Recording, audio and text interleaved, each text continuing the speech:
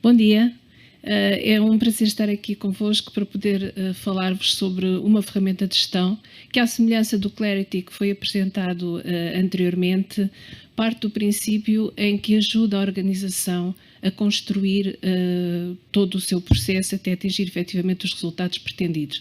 Ou seja, é um modelo que desde o momento em que há o compromisso, permite crescer e evoluir até então à etapa final. Neste caso, vou-vos falar do JAIS, que é um produto, uma ferramenta de gestão que trata a igualdade de género no local de trabalho e também a diversidade, pode trabalhar estas duas vertentes, e, portanto, JAIS quer dizer Gender Equality European International Standard. Vou-vos tratar três temas, portanto, o primeiro será a contextualização, depois a certificação e depois o referencial em si. Portanto, este referencial foi desenvolvido pela Arborus. A Arborus é uma fundação francesa, foi fundada por Christine Lange e já há muitos anos que está a trabalhar nesta vertente da igualdade de género na vida profissional.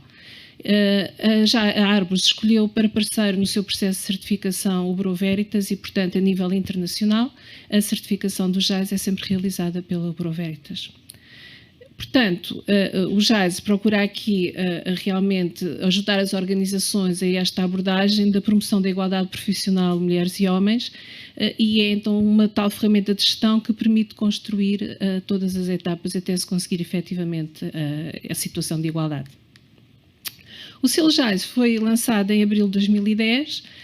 Desde então e desde o início desta fundação que a Christine Lange tem trabalhado diretamente com os vários governos e, portanto, em França, muita legislação também que, entretanto, foi saindo, acabou por estar suportada neste processo e em 2017 surge então o novo label, a nova marca, digamos assim, que é o JAIS Diversity, que pretende então ser também uma ferramenta de inclusão mais alargada a outras situações que não apenas a igualdade de género.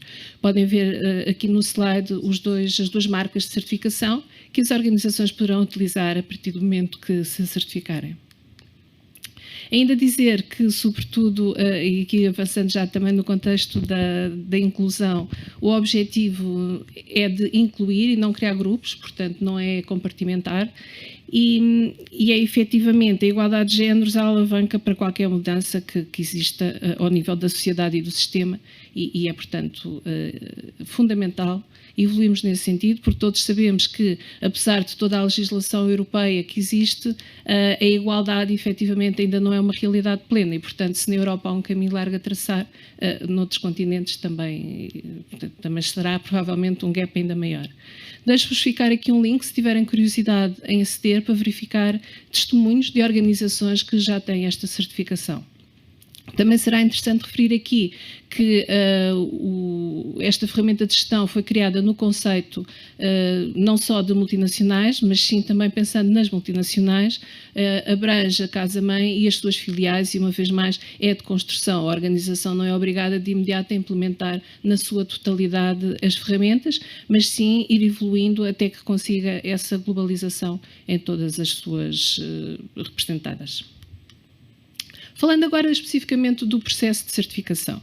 Portanto, tal como tive a oportunidade de vos referir, a entidade certificadora é o Bureau Veritas e, portanto, quem estiver interessado em certificar-se, naturalmente, o primeiro passo será contactar o Bureau Veritas, será necessário prestar alguma informação sobre a dimensão da organização, a sua tipologia, para que se faça então o dimensionamento da auditoria, será estabelecido um contrato de certificação e a partir daí poderemos então começar a falar no sentido de planear a auditoria.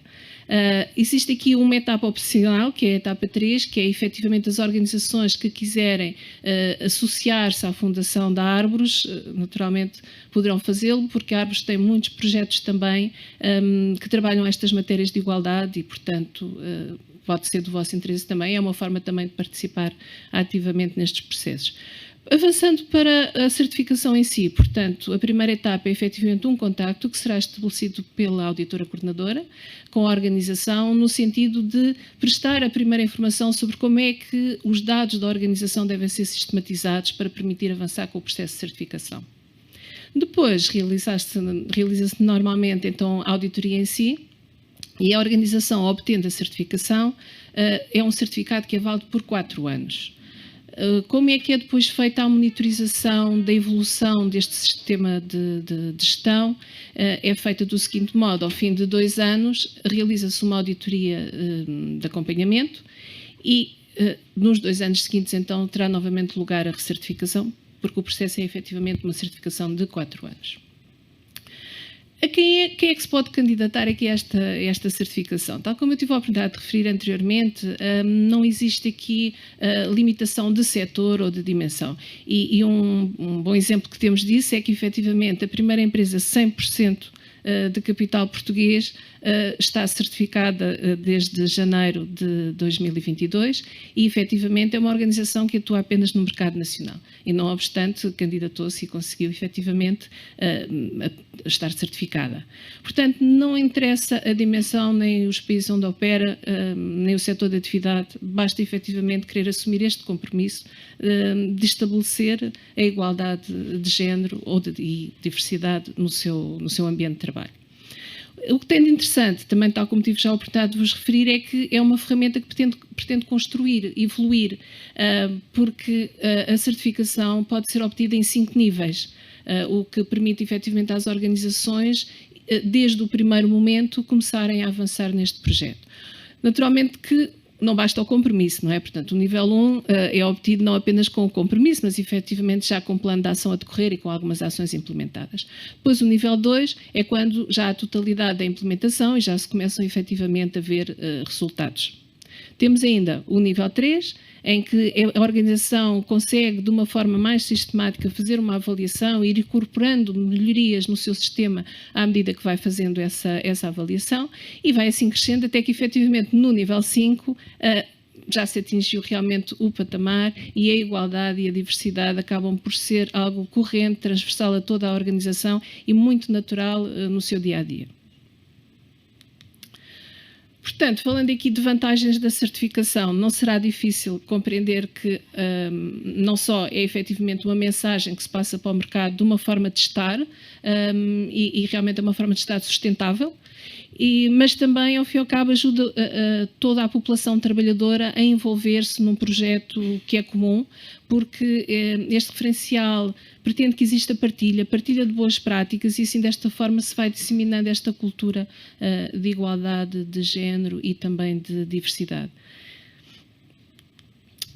E agora falando um bocadinho do referencial. À medida que eu vos for falando do referencial, também vou aproveitar, enfim, para falar um bocadinho o que é que nós em auditoria podemos ir vendo, não é, quando estamos a auditar. Portanto, qual é o primeiro trabalho que a organização deve fazer? É fazer uma análise do contexto. Compreender em que meio é que está inserida, e aqui falamos de tudo, é o contexto geográfico, é a situação política, socioeconómica, verificar efetivamente como é que é todo este contexto externo, como é que ele impacta ao fim e ao cabo também nestas temáticas, não é? Porque naturalmente se nós vamos falar em diversidade, e aqui também só uma nota, normalmente aconselha-se a que se comece pela igualdade de género e depois a avançar para a diversidade, a menos que a organização já esteja muito avançada nestas matérias, mas naturalmente a diversidade, a organização escolherá um ou outro aspecto, não é? Poderá escolher, por exemplo, a inclusão de pessoas com necessidades especiais, e portanto tudo isto acaba também por estar de algum modo relacionado com o envolvente, não é? Com o que é que está à volta da organização. Depois, como não pode deixar de ser, terem atenção os requisitos legais, nacionais, internacionais por vezes, até requisitos estatutários, e depois sim, então, começar a caracterizar a organização, não é? Quantas pessoas é que a organização tem, é uma população trabalhadora predominantemente feminina ou masculina, os setores de atividade, uma análise por departamentos, não é? É muito frequente num setor haver predominância masculina e noutro não. Portanto, todo este levantamento, escolaridade, tudo o que realmente diga respeito à organização. E depois de realmente termos, ao fim e ao cabo, este diagnóstico, se trata de um diagnóstico feito, então pode-se começar a avançar para planos de ação, definir claramente a política, porque agora já conhecemos bem a organização, portanto, definir claramente a política, estabelecer planos de ação, metas e dar seguimento ao projeto. Este referencial, o JAIS, compreende 9 critérios de igualdade de género e 6 critérios de diversidade, que no fundo os critérios de diversidade estão alinhados dentro dos novos critérios de igualdade. E baseia-se em 3 temas essenciais. O primeiro tema são as ferramentas de gestão e o seu impacto. O segundo tema, os recursos humanos e práticas de gestão. E o terceiro tema são as relações laborais. Todos eles articulam entre si e vão contribuir para o nosso resultado final. Relativamente às ferramentas de gestão e o seu impacto, temos 2 critérios importantes. Passa pela política de igualdade e diversidade e depois a segunda é a avaliação da política de igualdade e diversidade no local de trabalho. No primeiro aspecto, então, temos a definição de uma política, a sua comunicação, quer interna, quer externamente. Depois, a organização deve, logo à partida, também estabelecer qual é o resultado que pretende, não é? Qual é o impacto esperado. Deve também identificar como é que depois vai conseguir avaliar mais à frente se efetivamente conseguiu atingir os resultados que pretendia e deverá estar transversal esta política transversal e conhecida dentro de toda a organização. Depois, o seguinte aspecto já está alinhado com a estratégia, não é? Portanto, a estratégia da organização deverá permitir a criação de uma ferramenta, difundir essa ferramenta, auscultar. É preciso auscultar também a população trabalhadora. É preciso auscultar a população trabalhadora para também termos a certeza que estamos no caminho certo e que as ações que estamos a definir são as mais adequadas. Será necessário definir indicadores de desempenho, planos de ação, pessoas responsáveis, metas, custos associados a este plano de ação são importantes porque estamos a falar de temáticas que implicam normalmente um esforço financeiro por parte da organização e, portanto, não se pode deixar de lado sob pena de depois, a meio do caminho, verificar-se que não se consegue avançar e portanto, monitorizar. Agora, ao nível dos recursos humanos e das práticas de gestão. Uma primeira etapa é, naturalmente, a consciencialização. E esta consciencialização deve vir da gestão de topo, deve vir também por parte dos coordenadores e das pessoas que trabalham em recursos humanos. E portanto, esta sensibilização e consciencialização vai ter que tratar estas temáticas, não é? Para efetivamente e com rigor termos a certeza que estamos a tomar as medidas necessárias face à organização em que estamos. Estamos a falar de formação sobre o que é discriminação, não é? Todos nós temos uma ideia do que é discriminação, mas é importante compreendê-la na sua latitude e compreender até que ponto é que efetivamente estamos ou não a discriminar, porque a partir do momento em que fazemos uma escolha, já estamos a discriminar, não é? Portanto, compreender o que é a discriminação, compreender também o que é o sexismo, compreender o que é a violência em termos de igualdade de género. Portanto, todos estes temas que efetivamente estão aqui associados. Esta formação, ou esta consciencialização, portanto, inicia-se ao nível de gestão de topo das pessoas de recursos humanos e, naturalmente, será depois disseminada pela totalidade da organização. Temos o segundo aspecto que tem a ver, então, com as medidas que vão ser tomadas para promover esta diversidade e igualdade de género. Portanto, estas medidas já correspondem aos planos de ação, não é? Correspondem aos planos de ação e portanto, vão estar presentes em 2 vertentes. Temos de ter atenção que é toda a população trabalhadora, mas também ao nível de gestão de topo, nós queremos também encontrar este equilíbrio. E é muito importante que se faça, ao fim e ao cabo, esta análise diferenciada. É quando começamos a ver as estatísticas e a tomar as nossas medidas para garantir que vamos conseguir equilibrar. E, portanto, para isto pode ser necessário atuar externamente, não é? Porque, conforme às vezes a região onde a organização se insere, pode não conseguir mão de obra relativa àquele género que pretende equilibrar. E para isso pode ser necessário atuar, por exemplo, ao nível de escolas e universidades. Há muitos aspectos que podem ser feitos como algo tão simples como festejar o Dia da Mulher Engenheira. É um exemplo, é uma forma de alertar e, de algum modo, tentar apelar, porque agora, felizmente, em Portugal está mais equilibrado, mas ainda assim existem determinados ramos de engenharia em que a predominância é masculina. E, portanto, ao alertarmos para o facto de que a função pode ser desempenhada por mulheres, não é? E isto num contexto até fora da organização, estamos a trabalhar para mais tarde virmos a poder integrar no nosso contexto laboral mulheres trabalhadoras naqueles setores onde efetivamente não aparecem, não é? Quando estamos a fazer recrutamento, porque às vezes efetivamente é uma situação que surge, não basta a boa vontade e estar tudo estruturado e planeado para conseguir recrutar alguém do género que pretendemos, mas as pessoas não se candidatam, não é? Portanto, de algum modo também fomentar à nossa volta, não só no seio da organização, que existe esta possibilidade de as funções serem desempenhadas por outro género. Ao nível depois de processos salariais. Portanto, aqui existe legislação nacional, nós temos legislação que prevê que para trabalho igual, vamos lá ver, aqui estamos a falar da caracterização do posto de trabalho, até podem ser postos de trabalho, descrições de funções diferentes, mas que têm, ao fim e ao cabo, o mesmo esforço e que representam o mesmo nível de responsabilidade e de esforço e, portanto, pretende-se nivelar aqui a tabela salarial. É uma realidade que as mulheres em Portugal oferem menos salário que os homens e, sobretudo, se passamos para além do salário base, portanto, não estamos só a falar do salário, estamos a falar da remuneração no seu conjunto, o gap ainda é maior.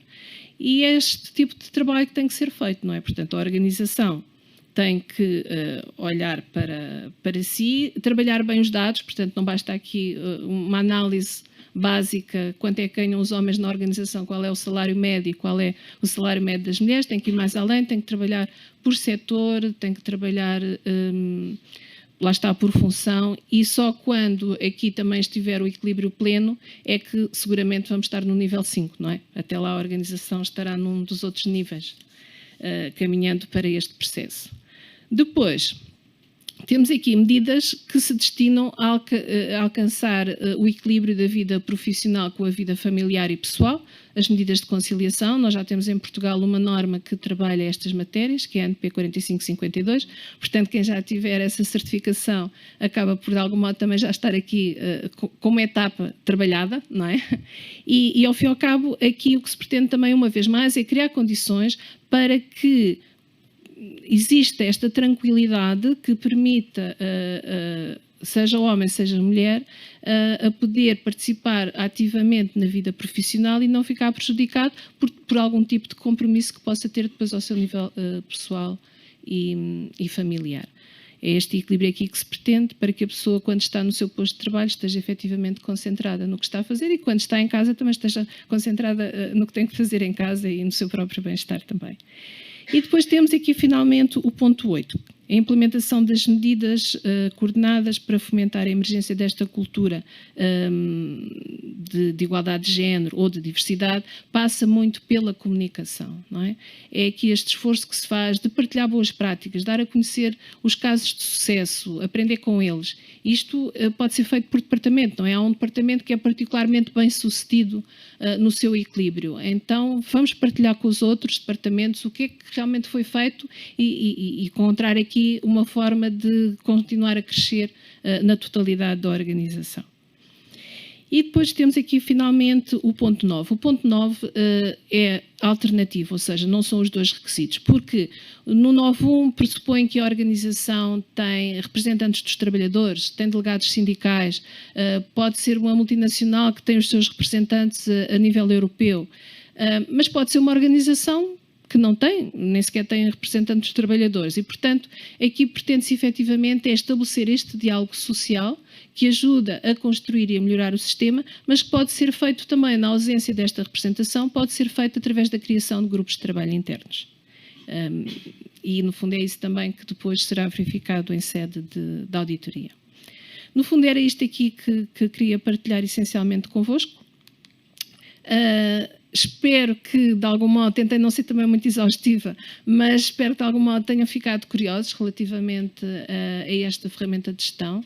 A grande vantagem é efetivamente que permite ir evoluindo e parecendo que não, o facto de logo numa primeira etapa termos uma entidade externa que chega, visita e verifica e confirma que o compromisso está lá, o plano de ação está adequado, as medidas já começaram a decorrer, dá algum grau de confiança, poder já ter uma certificação nessa etapa, sabendo que vai ser acompanhada periodicamente até chegar à etapa final, em que consegue o equilíbrio pleno e será então uma certificação de nível 5. Terei todo o gosto em esclarecer qualquer dúvida que tenham, para isso está aqui o meu contacto, não hesitem. Continuação do bom dia.